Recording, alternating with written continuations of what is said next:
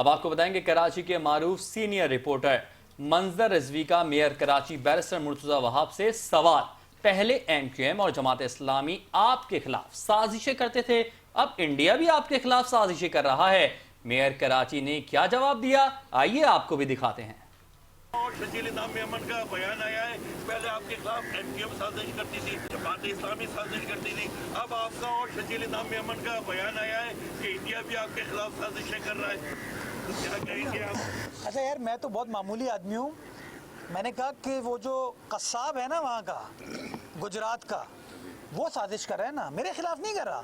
Chairman peoples party के खिलाफ कर रहा है। क्यों कर रहा है कि चेयरमैन पीपल्स पार्टी ने उसको ये लक़ब दिया।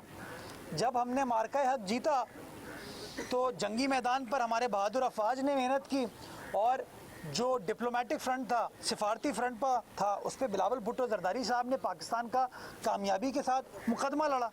तो कहीं ना कहीं बिलावल साहब खटकते हैं, वरना मुझे ऐसा लगता है कि इतनी बड़े मामलात में उन्होंने लियारी को पिक करके जो चीज़ की है वो किसी न किसी साजिश का हिस्सा है ना, और उसके ऊपर जो कानूनी कार्रवाई बनती है वो इंशाल्लाह हम कंसिडर करेंगे, उसको करेंगे।